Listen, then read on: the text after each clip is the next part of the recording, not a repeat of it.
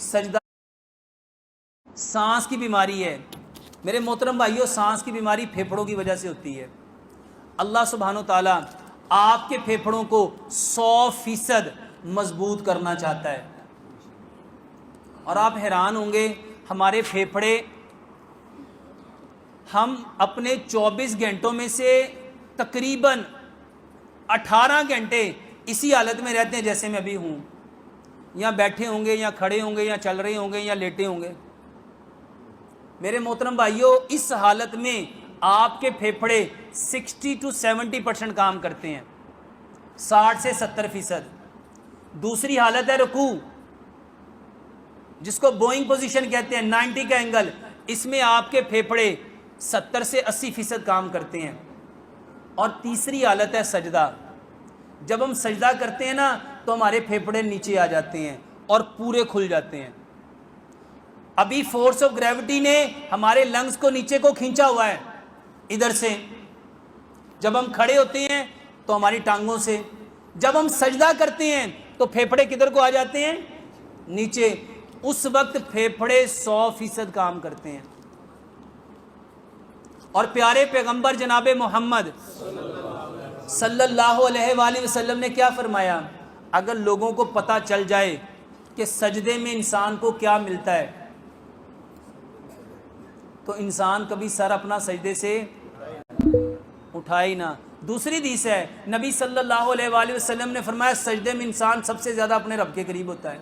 ایک اور حدیث ہے، نبی صلی اللہ علیہ وسلم نے سجدے میں انسان کا سر اللہ کے قدموں میں ہوتا ہے۔ میرے محترم بھائیو، اگر اپنے پھیپھڑے مضبوط کرنا چاہتے ہو، اس بھائی کا مسئلہ ہے، میں کوئی دوائی نہیں بتا رہا، ہر 2 گھنٹے کے بعد 10 منٹ کا سجدہ کرو۔ ہر 2 گھنٹے کے بعد، جن لوگوں کی کھانسی نہیں رکتی، جن کو دمہ ہے، جن کے پھیپھڑے کمزور ہیں، میرے محترم بھائیوں، یہ جو پیچھے کرونا کے اندر جن کی آکسیجن سیچوریشن میرے محترم بھائیوں نیچے آتی تھی نا، ان کو وہ کس پوزیشن میں لٹاتے تھے؟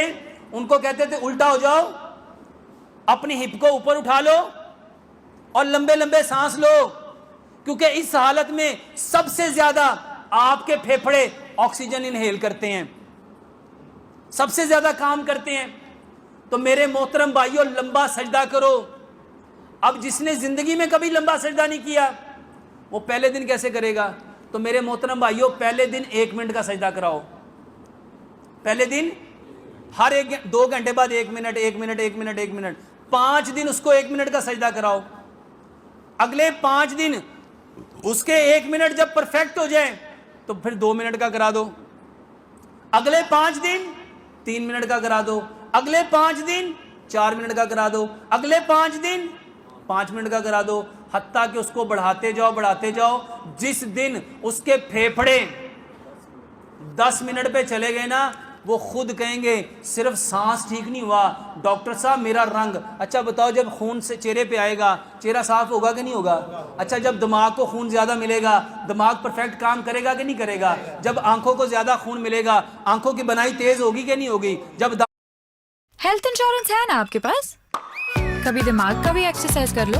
ہیلتھ فائوریا ہے، دانتوں کی سینسٹیوٹی ہے، یہ جو دانت ہلتے ہیں کیا مضبوط ہوں گے کہ نہیں ہوں گے؟ جب کانوں کو خون ملے گا یہ مضبوط ہوگا کہ نہیں ہوگا؟ میرے محترم بھائیوں، ایک سجدہ نہیں ہے، اس میں نے بتایا ایک سجدہ 80 بیماریوں کا علاج ہے۔ میرے محترم بھائیوں، صرف سجدہ لمبا کرو، کوئی دوائی نہیں ہے۔ اور بھائی پوچھتے ہیں اچھا لوگوں کے ہاں یہ بھی بڑا پرابلم ہے کہ سجدہ لمبا کرنے سے کیا مراد ہے؟ ٹائم زیادہ یا ہاتھ آگے لے کے جانے ہیں؟ نبی صلی اللہ علیہ وآلہ وسلم نے سجدے کے لیے 10 چیزیں بتائی ہیں۔ سب سے پہلی بات، سجدے میں آپ کا پیٹ آپ کے ران کے ساتھ نہیں لگنا چاہیے، اور یہ اسی وقت ہوگا جب آپ کے ہاتھ آگے جائیں گے۔ دوسری حدیث، کتے کی طرح بازو مت پھیلاؤ، کتے کی طرح بازو مت بچھاؤ، یہ زمین کے ساتھ بازو لگنے نہیں چاہیے۔ تیسری حدیث، بازو ایسے رکھو کہ بغل کی سفیدی نظر آئے۔ چوتھی حدیث، اگر بکری کا بچہ یہاں سے گزرنا چاہے تو آرام سے گزر سکے۔ 5ویں حدیث، 7 ہڈیوں پہ سجدہ کرو۔ کتنی ہڈیوں پہ؟ اچھا کون کون سی 7؟ 2 پاؤں، 2 گھٹنے، 2 ہاتھ، 7ویں کون سی ہے؟ یہ سوال ہے. اب کوئی کہہ رہا ہے ناک، کوئی کہہ رہا ہے پیشانی. میرے محترم بھائیوں یہ ہے چھٹی حدیث. نبی صلی اللہ علیہ وآلہ وسلم نے فرمایا سجدے میں اپنی ناک خاک آلود کرو. اور ناک کون سی ہے؟ کیا یہ ناک ہے؟ یہ ناک ہے میرے محترم بھائیوں، یہ ناک ہے. سجدے میں یہ ناک لگانی تھی. 7ویں حدیث نبی صلی اللہ علیہ وآلہ وسلم نے فرمایا زمین کی سختی محسوس کرو. زمین کی سختی محسوس کرو. 8ویں حدیث سجدے میں آپ کے دونوں پاؤں آپس میں ملے ہونے چاہیے، ایڑیاں آپس میں ملی ہونی چاہیے، اور پاؤں کی انگلیوں کا جو پیٹ ہے وہ زمین کے ساتھ چپکا ہونا چاہیے. اور 10ویں حدیث سجدے میں کبھی بھی آنکھیں بند. یہ 10 چیزوں سے سجدہ کرو. واللہ یہ جو جتنی بہنیں ہیں یہ کہتی ہیں دانے ہو جاتے ہیں، ایکنی ہو جاتی ہے، پمپل ہو جاتے ہیں، فریکل ہو جاتے ہیں، بلیک سرکل ہو جاتے ہیں، بلیک سپاٹ ہو جاتے ہیں، چہرہ کالا سیاہ ہو جاتا ہے، داغ اور دبے بن جاتے ہیں. میرے محترم بھائیوں دوائی مت کھاؤ، صرف سجدہ کرو، صرف سجدہ کرو، صرف سجدہ کرو. اللہ کی قسم یہ سجدہ نہیں ہے. اگر پتہ چل جائے نا یہ کیا ہے، بندہ کبھی سر سجدے سے اٹھائے ہی نہ. برو رنگ نہیں مل رہی.